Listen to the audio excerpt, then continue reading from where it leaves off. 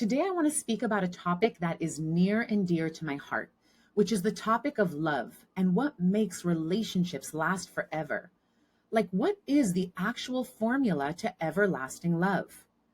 We live in a world where the divorce rate is astronomical. It's at 42% in America, meaning there are 86 divorces per hour approximately. Now, I think it's safe to assume that when a couple says their I do's, they're not walking down the aisle thinking, well, I may as well not take this whole marriage thing seriously because I've only got about a 50% chance of getting this marriage thing right. No way. I'd say the majority of couples get married with hopes of living happily ever after. But what percentage of couples go into this commitment with a blueprint that guides the couple through their lives in a fail-proof way? I'd beg to argue it's the couples who really get the science of love and matrimony, who manage to make this thing called marriage work. And marriage does take work. Because let's face it, marriage is not easy. It's putting together two people who had two different upbringings, often coming from two different cultures with different sets of beliefs, varying life experiences. Oh, and not to mention, the majority of marriages are two opposite genders trying to figure out how the heck to even understand each other. The first couple of years of being married to my husband, as one of our mentors put it, was like two Ferraris coming together, each trying to claim their territory and be the star of the show. Each one of us desperately wanted to feel heard. And I can say that so transparently now because of the deep, deep work and inner exploration my husband and I both did in order to make our marriage get to where it is now, which is a marriage founded on the foundation of respect, commitment, and acceptance. But let's back up a second. I did say this topic is near and dear to my heart.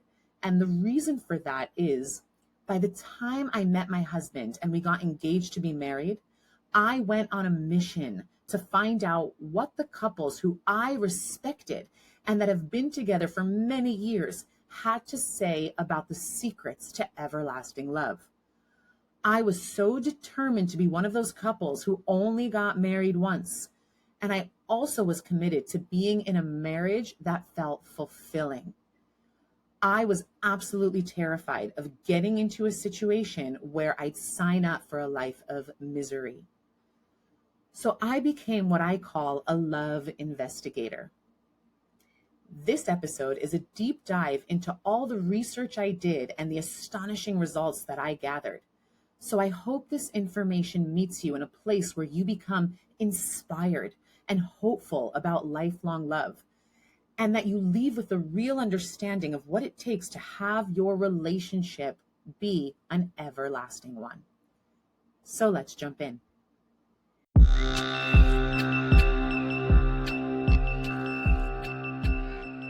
Becoming a co-creator with the creator is your birthright. Together, we'll journey into your deepest authenticity.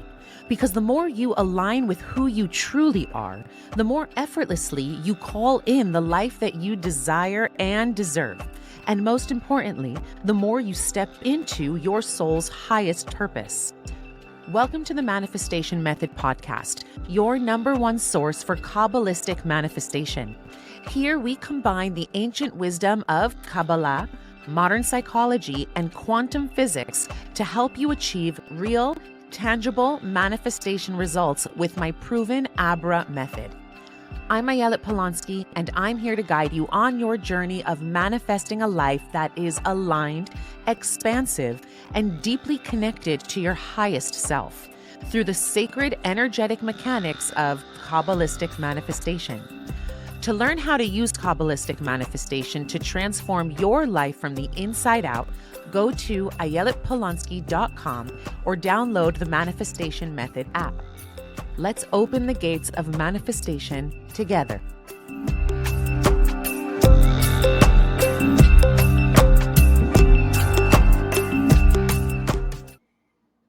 The first pit stop I made in gathering this information was to a wise and well-respected rabbi from a small town called Bat Ayn in Israel. I was newly engaged. I showed up to his office, sat down across from this white bearded man and said, "Tell me everything I need to know about the secrets to staying happily married." And he looked at me and he smirked and he said, "Rule number one of marriage is Avoda." Then he was silent. Avoda means work in Hebrew. There was an awkward pause as I waited for him to proceed and go down the long list of practical marriage advice. But there was nothing. He was silent. He just looked at me with his bright blue eyes, hoping that I'd just get it. So I left his office feeling disappointed, to say the least, and not so hopeful. Work? That's what I needed to know about this desire that I've had for years, the desire to find a man who would in ways complete me and I'd complete him, and we'd create a magical, passionate, meaningful life together. Work was the best piece of advice that he had. I was so confused. Well, fast forward 7 years and I can finally say that I think I get it. The rabbi was right. Marriage takes work, a lot of work. And I think couples go into marriage with a completely distorted understanding of what marriage is meant to be about. Couples seek the person who will complete them, the person who will finally fill the void of loneliness and despair, the person who will take care of them and heal their wounds. Well, I don't mean to be the bearer of bad news, but reality check. Marriage does not complete you. Marriage is an amplifier, meaning whatever trauma or wounds you bring into marriage will not be healed by your partner. In fact, they will actually be amplified by your partner. Say if you struggle with feelings of loneliness and you get married, your partner will only amplify your feelings of loneliness because you won't feel heard or understood by your partner. And that's a pretty lonely feeling. If you suffer from abandonment because you experienced that as a child, let's say, your partner will most likely amplify those feelings of fear that already exist inside of you. They won't heal you from that. Marriage is an amplifier, and for that specific reason, it takes work. But here's the thing, no need to fret. This isn't meant to be a curse. Marriage is actually meant to be the greatest gift. Marriage is meant to take a lot of work. It's in the work of trying to understand your partner and learning your partner's needs and values and committing to a lifetime of growth that you experience deep, deep levels of connection, triumph, and love. If my husband and I didn't have to work so hard at our marriage, we wouldn't have had the opportunity to each, as sovereign beings, look inside ourselves, look at our own stuff, and as a result, grow leaps and bounds. See, after 6 years of deep inner work living in India and 8 years of me living in Israel doing deep, deep, deep spiritual work, on top of living in the Amazon jungles of Peru, doing all the transformational programs, self-help development programs, I can genuinely, confidently say that there has been no better workshop to equip me for life as being married has. So thank you, Rabbi, for this simplistically deep piece of wisdom. For if I wasn't prepared beforehand, I probably would have freaked out once the reality in the container of marriage actually hit me. Another beautiful piece of advice I received was when I was engaged and I was at someone else's engagement party. And I spoke to another wise rabbi who was married for many years and had many kids. And I asked him, what's the secret to peace in the home between husband and wife? And his response was this. He said, imagine you and your husband have an opportunity to go on vacation for 1 week. Say that your husband wants to go to Italy and you, Ayala, you want to go to Peru. Your husband should do everything in his power to make sure you guys end up in Peru, which is where I wanted to go, And you, Ayelet, should do everything in your power to make sure you end up in Italy, which is where he wants to go.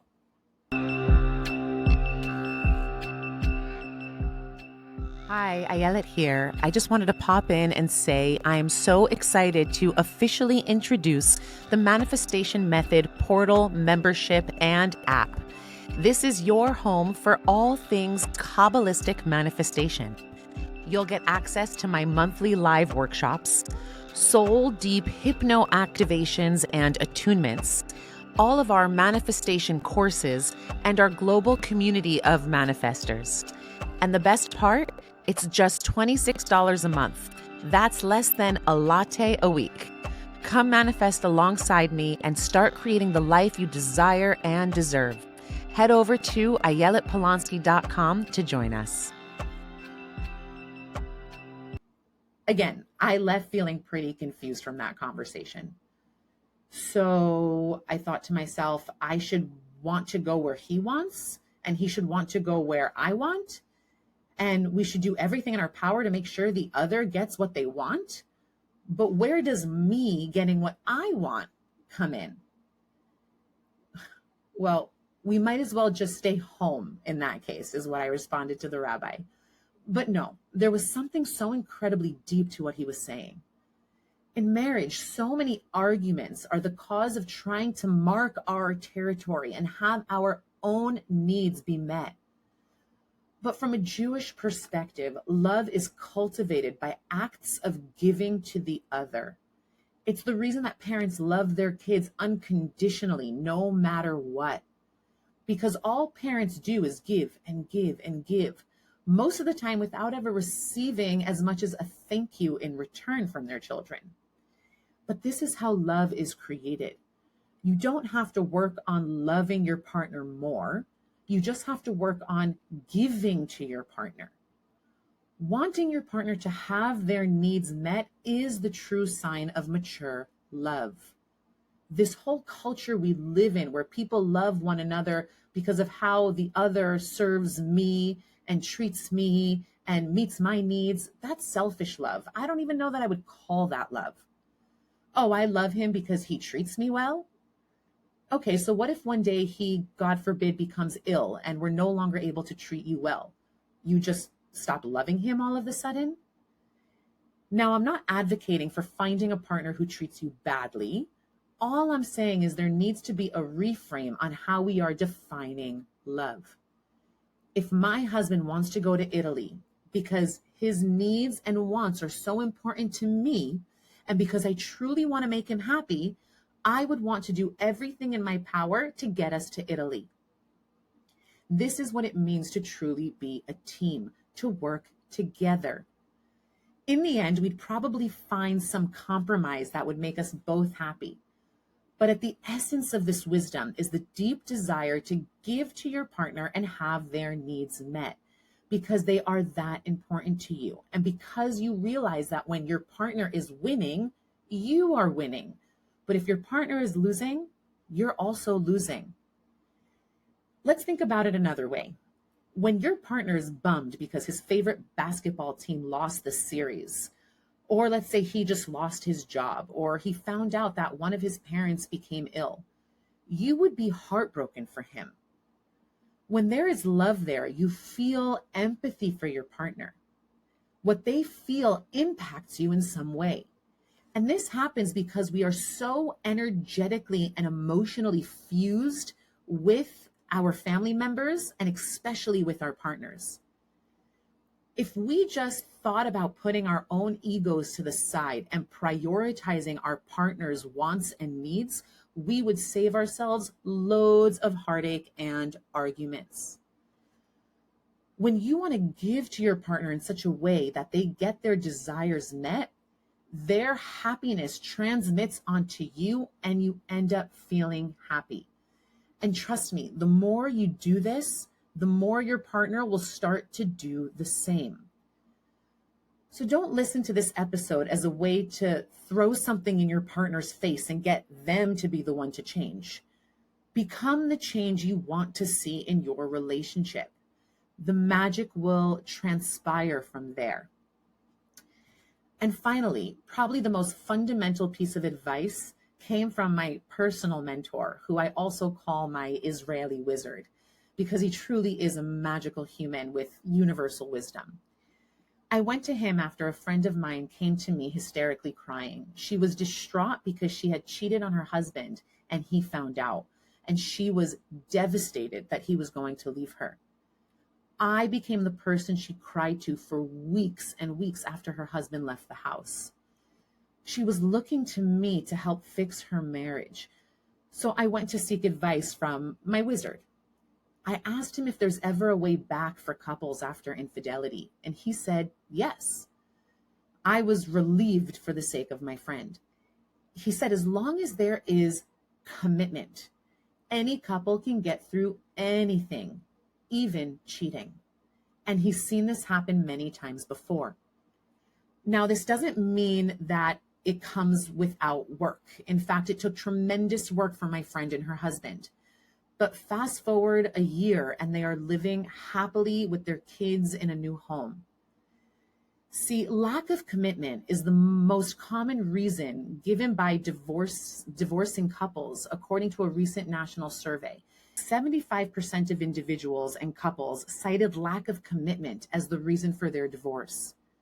This was the most common cause of a marriage ending, exceeding even infidelity. I'll never forget my mentor's exact words. As long as there is commitment, a couple can make anything work. And this is a mantra I take with me into my own marriage each and every single day. Another thing I think is important to add about commitment is the actual spiritual surgery that takes place at a Jewish wedding, which is something I've had the blessing to attend many, many times living in Israel. After living in Israel for 8 years and attending countless weddings, I can confidently say that the felt sense of two people becoming one is so palpable.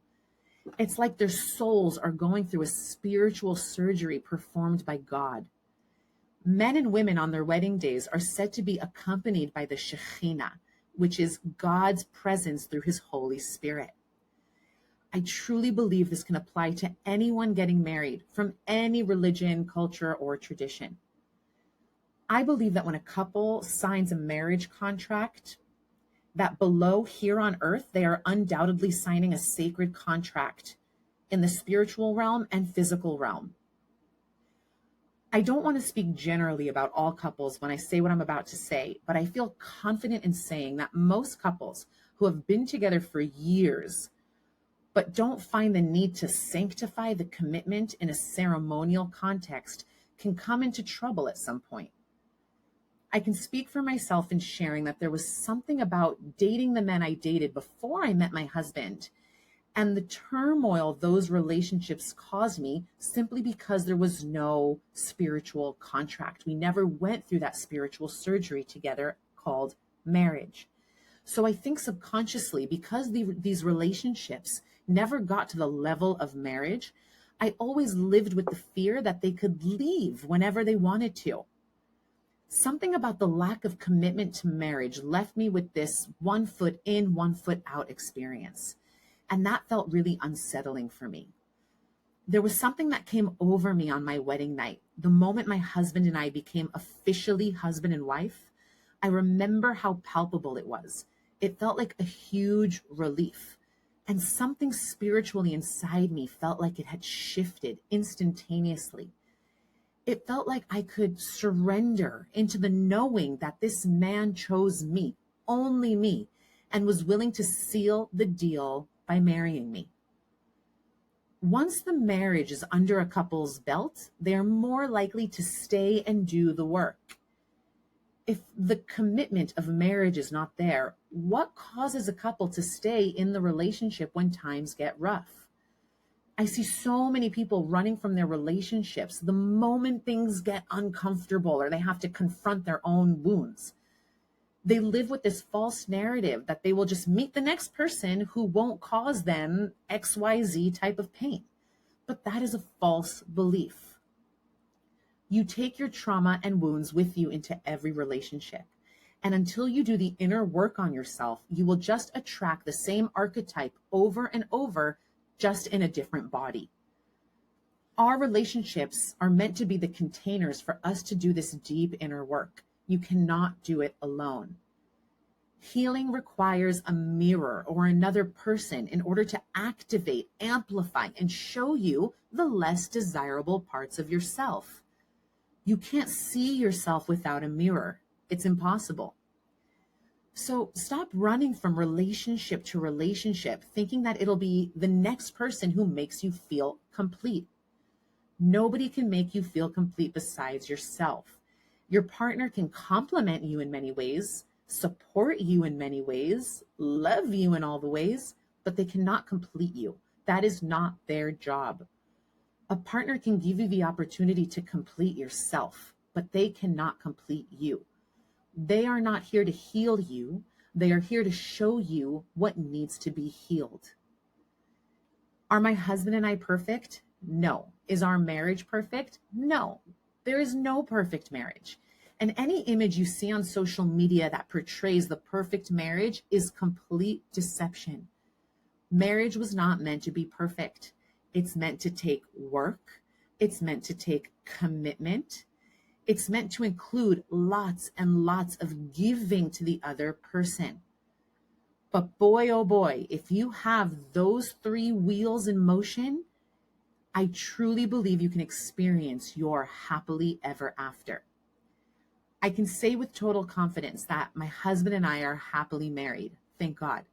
We work through our differences and disagreements every single day, and we choose each other again and again in every moment.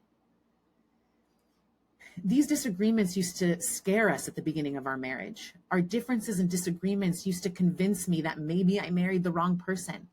But thank God we stayed committed to one another no matter what.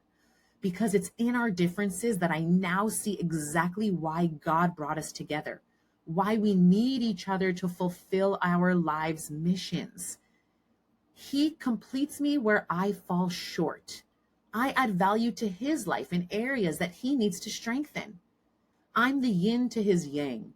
And somehow, after sorting through all the sloppiness, the messiness, and the confusion of it all, we have found and continue to be on the journey of discovering the miracle of marriage.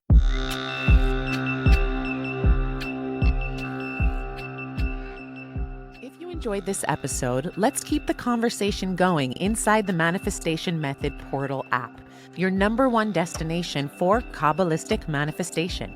Inside, you'll unlock the secrets of manifestation through my proven Abra method, rooted in Kabbalah, psychology, and quantum physics, designed to help you manifest real, tangible results from the inside out. Join our global community of manifestors, explore our signature courses, monthly live manifestation workshops with me, Ayelet, and access our transformational hypno activations and attunements to rewire limiting beliefs and align with your soul's purpose. The app is available now on the Apple App Store and Google Play. To sign up, head over to ayeletpolonsky.com. Becoming a co-creator with the Creator is your birthright. Let's manifest the life you desire and deserve together.